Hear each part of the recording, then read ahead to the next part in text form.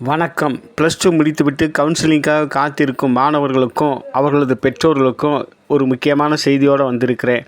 என்னென்னா, ஏற்கனவே என்ன கோர்ஸ் எடுக்கலாம், எப்படி எடுக்கலாம், எந்த மாதிரி கோர்ஸுக்கு நல்ல வேல்யூ இருக்குது அப்படின்றதெல்லாம் ஒரு காணொளியில் சொல்லியிருக்கேன்.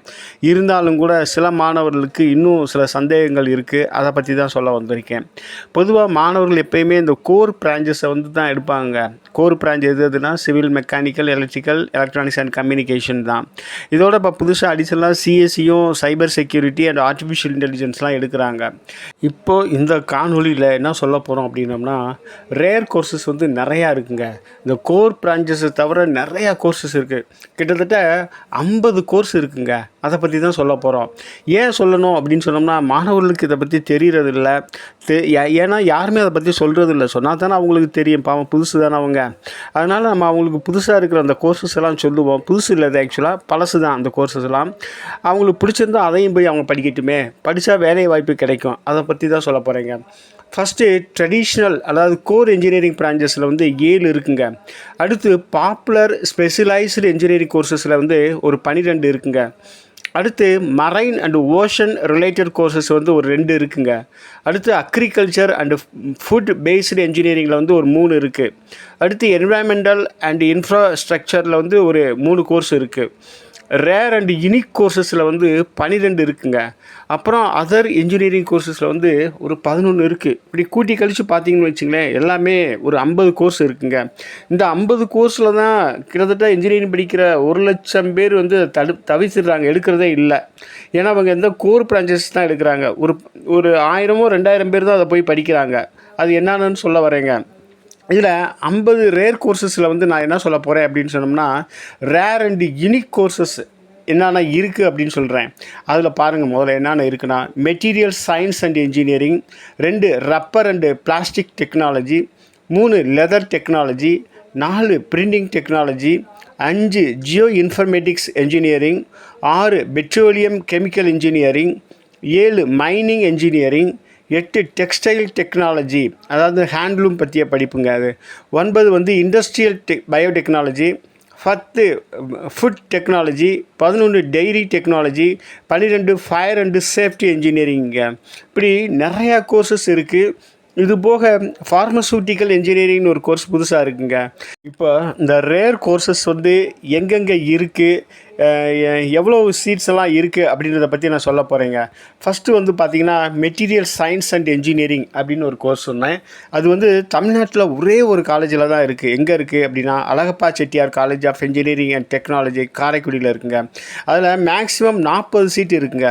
இதோட தொடர்புடைய வேறு கோர்சஸ் என்ன அப்படின்னு சொன்னோம்னா, அதாவது மெட்டலார்ஜிக்கல் இன்ஜினியரிங்னு ஒன்று இருக்குது, நேனோ டெக்னாலஜின்னு ஒன்று இருக்குது, செராமிக் டெக்னாலஜின்னு ஒரு கோர்ஸ் இருக்குங்க.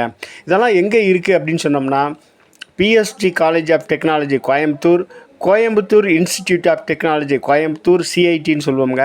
அடுத்து government college of engineering Salem, அடுத்து சத்யபாமா இன்ஸ்டிடியூட் சென்னை, அப்புறம் எஸ்ஆர்எம் சென்னை, அப்புறம் விஐடின்னு சொல்லுவோமுங்க, Vellore institute of technology Vellore. இதில் மொத்தமாக 400 சீட் இருக்குங்க. அடுத்து ரப்பர் அண்டு பிளாஸ்டிக் டெக்னாலஜி, அது எங்கே இருக்குது அப்படின்னு சொன்னோம்னா, அண்ணா யூனிவர்சிட்டியோட கிண்டி கேம்பஸில் இருக்குது. அண்டு காமராஜர் காலேஜ் விருதுநகரில் இருக்குது. அப்புறம் ஹிந்துஸ்தான் இன்ஸ்டிடியூட் சென்னையில் இருக்குது. அப்புறம் சென்ட்ரல் இன்ஸ்டிடியூட் ஆஃப் பெட்ரோகெமிக்கல்ஸ் சென்னையில் இருக்குது. அடுத்து சத்யபாமா இன்ஸ்டிடியூட் அங்கே இருக்குங்க சென்னையில். மொத்தம் 300 சீட்டு இருக்குது. அது போக லெதர் டெக்னாலஜின்னு ஒரு கோர்ஸ் இருக்குது. இது அண்ணா யூனிவர்சிட்டி கிண்டி கேம்பஸில் மட்டும்தாங்க இருக்குது. 60 சீட்டு இருக்குது. அடுத்து பிரிண்டிங் டெக்னாலஜின்னு ஒரு கோர்ஸ் இருக்குது.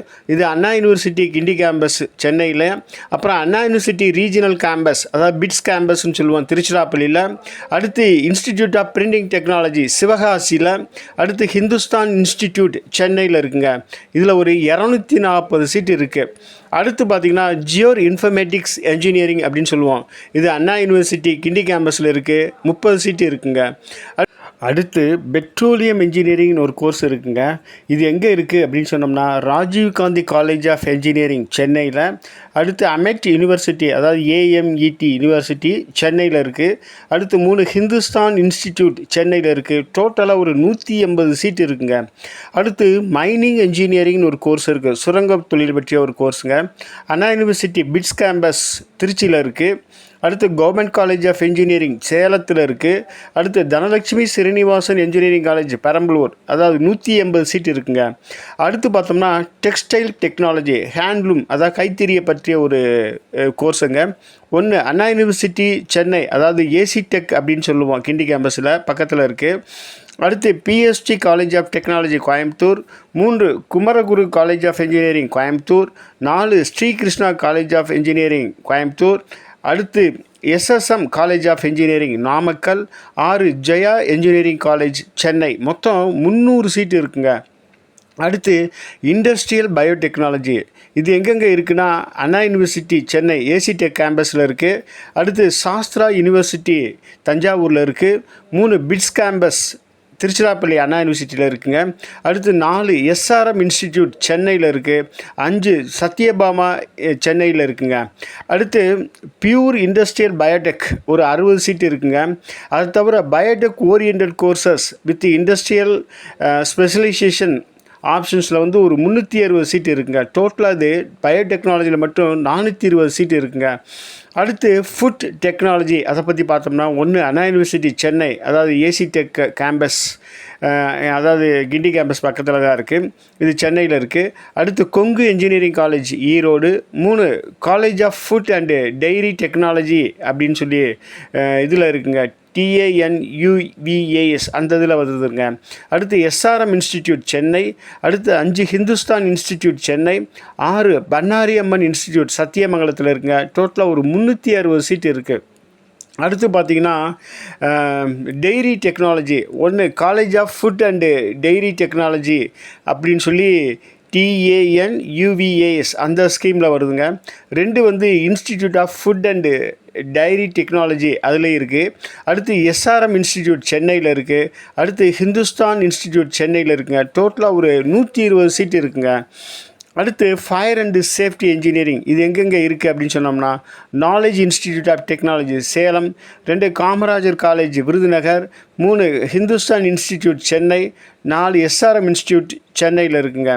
இதை தவிர ஃபார்மசூட்டிக்கல் டெக்னாலஜின்னு ஒரு கோர்ஸ் இருக்குது, கிட்டத்தட்ட 60 சீட் இருக்குது. இது பிட்ஸ் கேம்பஸ் அண்ணா யூனிவர்சிட்டி திருச்சியில் இருக்குங்க.